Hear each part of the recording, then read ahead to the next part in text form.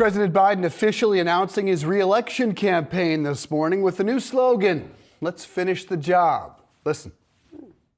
So if you're with me, go to joebiden.com and sign up.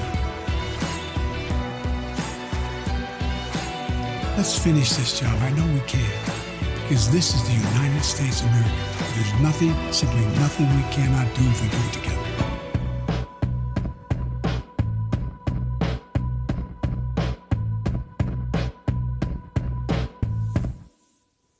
Solid 8 there, but a solid 4.5 for this overall ad. Joining us now is Steve Clemons, Semafor founding editor-at-large. So good to see you, sir. Biden's campaign video, that was really good right there at the end. That was 2 minutes in. The first image was of January 6th, which shocked a lot of people. What do you make of that imagery to kick off a re-election campaign? Well, I think Joe Biden has separate tracks to tell his story. One is about the legislation he's passed on the CHIPS Act and, American Recovery Act and, the infrastructure and, spending a lot on climate change, renewable energy. That's not where he started. He started, as you pointed out, on January 6th and really reminding people that his fight for what he defined as fighting for the soul of the nation, that he did. That was the way he launched his first campaign when he ran against Donald Trump. Now he's come back and said that's the job he wants to finish, which is really fighting, MAGA America, if you will, and MAGA Americans and Donald Trump. So it was a reminder of Trump more than it was a statement about what Joe Biden had already done for the country, particularly on the economic front. You see, why don't you think he talked more about his economic accomplishments? Because when it comes to job creation, more than 10 million jobs have been created under President Biden in his first 2 years of office. Is that something that you think will resonate and should resonate with voters? Well, I think you would think it would, but you would also ask the question of why hasn't it already? Why has it been so hard to communicate that you've still got, we have inflation, prices are going up. But when you look at the job rate, you look at the unemployment rate in the country, historic lows. When you look at the amount of investment going in this country, really dramatically improved and enhanced with a lot of bipartisan legislation. So a lot of that is something that thus far Americans haven't clicked into yet. But there is a toxicity in the country. There's a sense of tension. That tension has to do for a lot of people about the rights that they feel like they're losing on abortion or on various other civil rights. And so as he talks about wanting to protect the soul of the country, wanting to protect liberties, wanting to protect freedom, that really is pointing a big signal at January 6th and what it tried to rob from America, if you will, and the attack on democracy. And we saw in the 2022 race, in the House race, the midterms, a real resonance around that topic, in addition to concerns about abortion and other major identity issues in the country. So I think Joe Biden is picking up, a dimension of the culture wars, if you will, and fighting back and saying, we don't want to lose a big umbrella, tolerant nation of lots of diversity. And so that's where he's starting. But I do believe that there's some people that will resonate on the economic front. It's just not the starting point, the punctuation point that he started with in this campaign ad. Yeah, 3-minute video that doesn't mention the word economy nor jobs. Clearly what James Carville once said is no longer true. It is not the economy, stupid. 70% of the American public doesn't want Biden to run. 60% of the American public doesn't want Trump to win. Is there a wrench that can be thrown in either side, or is this what we all must accept? A rematch nobody wants. Look, if both of these men, white men, want to go all the way, it's very hard to see anyone stopping them from getting the nomination. There's a lot left to play out in Donald Trump's track to the GOP nomination. We have potential indictments and a lot of other issues scrambling on the Republican side. But he still is so dominant in the Republican Party, way, way further ahead than the next challenger. And he's actually distanced his lead significantly over Ron DeSantis, who many people expect to run as well. And so you've got that going on the GOP side, but no one is going to stand up to Joe Biden if he runs. So it has to be their decision, now that they both have said they're going to run, it's very hard to conceive a moment where they said, well, no, sorry, folks, we're not going to go ahead.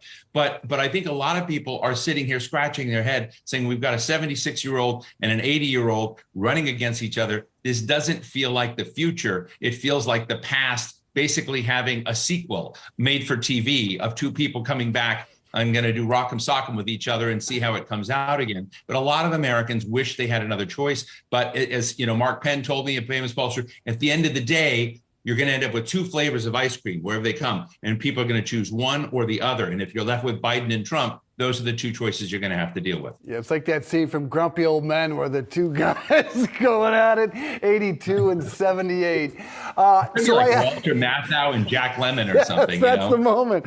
I put that on Twitter earlier. All right, so if ever there was a moment calling for an independent candidate, this is it. Does the system allow for that? Well, the system is structurally oriented towards two parties. And there have been lots of lawsuits in the past on everything from debate stages and the requirements over name recognition that basically penalize the evolution of many third candidate possibilities. But there are some very well-known people out there. Senator Joe Manchin is one of those, who very clearly is considering, he doesn't really quite fit in either party. He's clearly not a Democrat, not in a traditional Democrat way. He's registered with them.